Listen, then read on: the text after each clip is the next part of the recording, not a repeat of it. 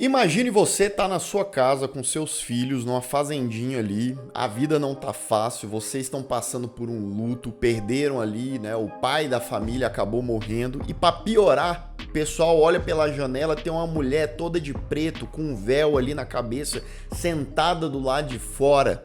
Assim, do completo nada. Essa é a premissa de A Mulher no Quintal, um drama-terror, um horror-drama, chame como quiser.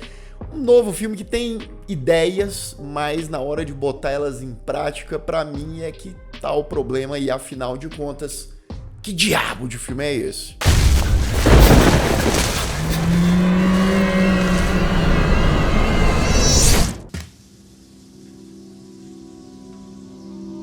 Sejam todos muito bem-vindos a mais um Refúgio Cult, meus amigos, hoje pra gente falar sobre o novo filme The Woman in the Yard. Eu falei antes A Mulher no Quintal, mas traduziram aqui pro Brasil, na verdade, pra Mulher no Jardim. Pois é, que é justamente essa mulher toda vestida de preto que aparece sentada num sol ali escaldante. Você fala, meu Deus, essa mulher deve ser uma assombração mesmo. Só assim pra ela aguentar naquela situação toda de preto, nem a cara mostra naquele sol. Esse filme é dirigido pelo Jaume Collet Serra, que já dirigiu algumas coisas como aquele The Shallows, com a Blake Lively, do Tubarão e tal. Tem dirigido filme pra Netflix, como aquele Bagagem de Risco. Teve uma galera que gostou e tal, e eu não gostei não, eu achei meia boca.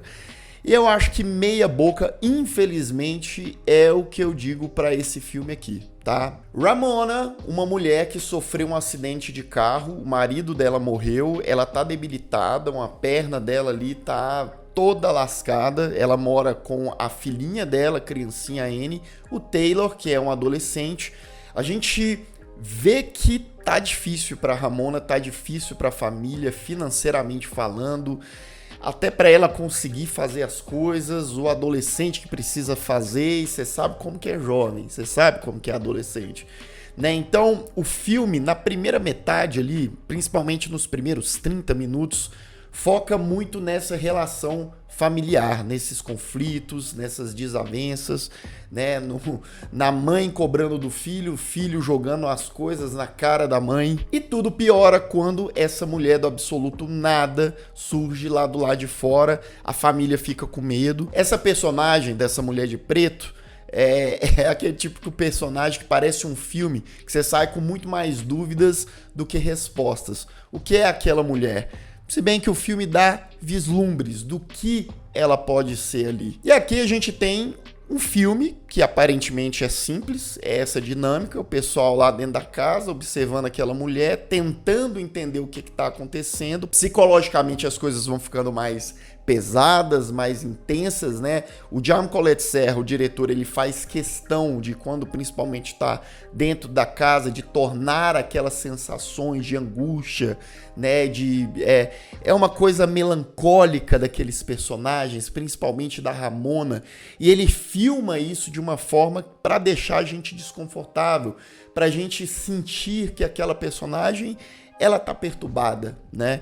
Mas aí você pode pensar, tá, será que é a imaginação, né, dessa personagem, aquela mulher? Não, porque os filhos dela estão vendo aquela personagem ali, aquela mulher de preto lá fora, tá? Então não é simplesmente assim. Vamos começar pelas partes que eu considero ok do filme, né? Eu acho que esse drama familiar, inicialmente, ele causa algum interesse ali, né? Você tem um peso do que está acontecendo com aquela família, apesar de que o filme insiste muito nisso, insiste a um ponto de que na metade do filme eu senti que ele estava dando voltas, ele estava mastigando demais, parecia vazio e ele precisava repetir algumas coisas né, ficar naquela tecla, porque o filme ele precisa ter, ele precisa chegar ao status de longa-metragem. Eu acho que a direção, ela consegue trabalhar em alguns momentos, por exemplo, a luz e a sombra para criar, né, uma ameaça, para criar algo misterioso. Então tem vários momentos que a sombra, por exemplo, né, ela tem essa coisa. Aí aí a gente volta lá no expressionismo alemão, né, do Nosferatu. O Nosferatu do Robert Eggers faz isso também. Então tem um ou outro momento que isso é bem aproveitado aqui. E apesar de trabalhar com temas sérios, né, temas tensos, a depressão, o luto, né, os desafios cotidianos daquela família e daquela mãe, você vê que ela meio que tá flertando com coisas perigosas ali, até por alguns rápidos momentos de flashback, unindo a um pensamento dessa personagem que mostra o que ela tá vivendo, o horror que ela tá vivenciando dentro da própria cabeça, né? Porém, é aquilo que eu disse, além do filme, ele, né, é a rodinha do ratinho que tá ali, ó, há um tempão já rodando.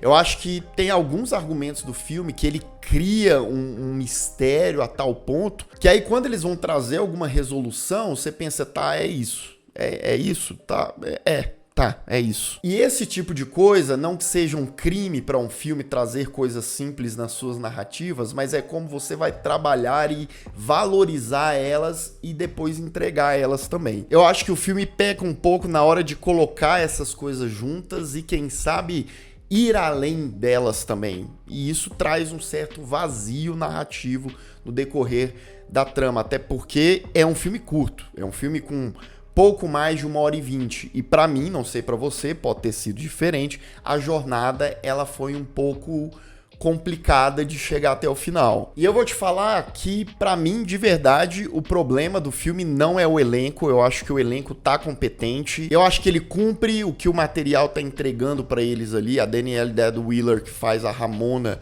né, tem essa tentativa de complexidade, né, da personagem que consegue atingir em alguns momentos. O Peyton Jackson e a Stella Carrera também fazem um trabalho legal, não digo que eles têm destaque no filme, mas A Mulher no Jardim é um filme que ele acaba, sei lá, ele tenta ser muito simples, ao mesmo tempo que ele tenta também ser muito complexo e, ao fim, entregar um filme impactante. Um daqueles filmes dramáticos com terror que, né, nossa, olha só como isso aqui é pesado. E eu acho que ele falha nisso no fim das contas, tá? Não acho um filme terrível, eu acho, mais uma vez, que ele traz ali um ponto ou outro, ou uma execução ou outra em termos de direção, de visual, que até entrega, né? Você vê até aquela coisa da mulher naquele sol lá no fundo, do lado de fora, observando aquela casa, é um negócio enigmático, né? Mas aí, na primeira, na segunda, na terceira vez, depois, só isso não consegue sustentar o filme, tá? Eu dou uma nota 5 para Mulher no Jardim. Um filme que até poderia entregar um resultado final mais consistente, mas ele pena na hora de entregar uma narrativa que possa se tornar realmente interessante. Atenção! Aviso de spoiler. A partir de agora, continue por sua conta e risco. Bem, depois da gente saber de todos os problemas ali da família, ou quase todos, né? A gente vê aquela mulher lá do lado de fora, a Ramona, que tá ali com a perna machucada, cata as muletas dela e vai lá tirar satisfação. Quem é você? O que você tá fazendo aqui? O que você quer da gente? Só que a mulher deixa a Ramona mais confusa e se sentindo ameaçada, né? Mesmo a Ramona falando para ela sair da propriedade, a mulher solta para ela: você queria que eu estivesse aqui, você me chamou, hoje é o dia. Nisso, Ramona volta para casa, tranca a casa, fica com medo ali da mulher, da figura da mulher e tal. E a tensão da família ali, a tensão entre Ramona e o filho Taylor e tal, com a própria menininha também, fica cada vez maior. A Ramona, ela não tá bem ali psicologicamente, ela tem umas ilusões ali, tem uma hora que ela abraça a filha depois de brigar com a filha, e aí vem com a faca e tá, você pensa, pronto, matou a menina. Mas não, era uma almofada. Mas logo a gente percebe, ela realmente não tá bem. E depois de vários toma lá da cá entre, né, Ramona e seu filho adolescente Taylor, ele tranca a mãe ali num quarto, vai lá ele mesmo conversar com a mulher, cata uma espingarda pra ver de qual que é. A mulher levanta, né, se aproxima ali dele sem medo nenhum que ele tá armado, tira o véu, né, e fala pra ele, ó, mamãe tá mentindo, mamãe não tá contando a verdade. É bom a gente destacar que tem uns momentos aqui que a Ramona, ela tem umas ilusões, ou ela lembra de algumas coisas, que a mulher de preto, ela sempre aparece rapidinho ali, como se ela tivesse já na cabeça e nas lembranças da Ramona. Taylor volta pra casa, né, confronta a mãe e a mãe vai contar a história, né, ela vai falar que, né, na noite que ela e o marido se acidentaram, eles foram num restaurante. Ela disse pra ele, ó, eu tô insatisfeita de morar na roça. Eu não quero morar na roça mais não. Antes ela tava insatisfeita de morar na cidade grande e tal. Aí eles foram pra fazenda. Chegando lá na pacatez da fazenda, ela não aguentou e tava insatisfeita, tava triste, melancólica. O marido, sem entender nada, né, eles discutem ali e tal, vão embora, tá chovendo. Ramona estava dirigindo e aí um momento de distração ali, tem até um negócio que pisca a mulher, né, de preto ali, e ela bate o carro.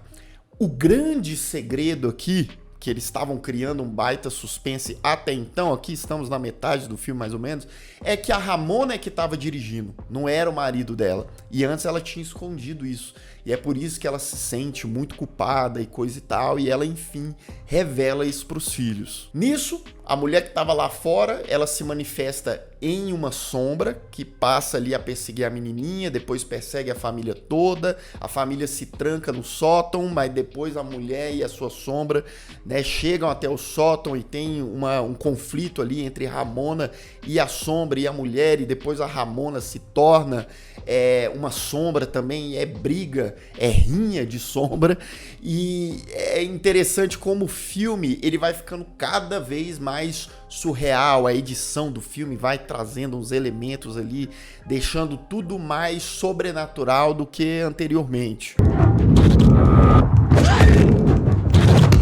Depois do quebra-pau de sombras ali, a mulher de preto acaba sequestrando, pegando, raptando a Annie. Mamãe vai atrás, ela entra ali um momento, um corredor que parece que ela tá em Silent Hill, um corredor que não acaba nunca, escurão, até ela chegar numa espécie de flashback ali do passado dela com o marido dela, ele feliz, ela feliz, eles falando em comprar a fazenda e discutindo, a fazenda não precisa ter nome, isso aqui é um negócio importante pro final do filme, né? Só que o cara, em um certo momento, ele ataca ela ali. Não acredito que isso tenha acontecido de fato, vem da perturbação mesmo da cabeça da Ramona atualmente. E o filme entra ainda mais, ele mergulha ainda mais numa espiral surreal ali da Ramona que se vê como uma mulher de preto e se enxerga, e elas meio que se tornam uma, e o filme vai levando para esse lado. E nessa viagem que Ramona faz por momentos ali, ela chega a uma parte que os filhos dela estão bem e tal, só que a mulher de preto surge novamente e fala pra Ramona, ó, chegou o dia, você não me chamou, você não me invocou, é o dia, você não guardou uma bala, né? Então, ó, despacha teus filhos e vamos lá, né? Então Ramona fala pros meninos irem, né, o Taylor e a Annie, ó, vão e não olhem pra trás. Nisso ela volta, né, pela influência da mulher de preto, ela pega a arma ali, e aí a gente vê mais uma vez a silhueta, a gente vê a sombra da mulher de preto entrando no corpo de Annie, né, e aí a câmera vai para fora ali do lugar, abrindo mais a câmera e a gente esperando o barulho do tiro que nunca vem. Ramona sai do lugar, reencontra os filhos que estavam por ali, fala, ó, a mulher foi embora, né? O filho dela pergunta, tá, mas ela não vai voltar? Ela, se ela voltar, estarei preparada. Tudo ótimo, tudo tranquilo, a luz volta, né? Eles entram na casa, o cachorrinho que estava sumido, a gente pensa, pô, morreu o cachorro, também volta, e aparentemente eles ficam felizes, eles ficam tranquilos, mas a câmera ela vai passeando e vai para um quadro, porque a Ramona ela é artista que tá parada ali, mas para um quadro dela, com o rosto dela ali se aproximando, o Ramona com o R virado, né? Como se fosse ali um espelho, uma projeção, aquilo seria mesmo a realidade. E eu acredito que não, né? Aquele típico final que dá para ficar aberto, mas eu acho que ele vai mais para um lado. Por causa dessa coisa felizinha demais, por causa desse R virado, né? De repente o negócio ficou feliz. E aí algumas coisas, né? Mais no início do filme, a luz acaba porque a Ramona não pagou a conta. E bem, se ela não pagou a conta, como é que a luz voltou? Quando eles estão voltando para casa ali no final, a fazenda tem um nome, né? E antes ela não tinha nome. Então eu acredito que a mulher de preto, que fazia parte ali da Ramona, dos pensamentos dela, do lado sombrio dela, tomou conta de vez e acabou concluindo ali, fazendo Ramona de fato, né? Tirar a própria vida, e aquilo seria, não sei, a imaginação dela, o que ela queria que acontecesse, ou você, sei lá, que viu o filme, acredita que de fato deu tudo certo. Eu não sei não, viu? Fim de A Mulher no Jardim. É isso, né? A gente sintetizando, resumindo, falando aqui 10 minutinhos da história, ok, mas quando você vai colocar isso em prática, quando você vai elasticar essa história, infelizmente eu acho que ele mais falha do que acerta, sabe? Sem contar em momentos totalmente confusos ali e que no fim das contas acaba tirando muito do provável impacto que aqueles personagens, que as resoluções, né, causariam. Mas essa é a minha perspectiva e a sua. Você assistiu A Mulher no Jardim? Gostou do filme? Não gostou? Deixa aqui nos comentários. E se você ainda não é inscrito aqui no Refúgio Cult, se inscreva aqui embaixo, clique no sininho para receber todas as notificações e deixe o seu like, que ajuda sim muito o canal. E se você puder e quiser, considere se tornar membro do Refúgio Cult, dá força demais para o canal continuar, e você também tem acesso antecipado a vídeos, entre outras coisas mais. Link aqui na descrição. E eu vou ficando por aqui, caso você tenha perdido os últimos vídeos do canal, ó, tô aparecendo bem aqui do meu lado, é só clicar e assistir caso o YouTube não tenha te mandado. Um grande abraço e até mais.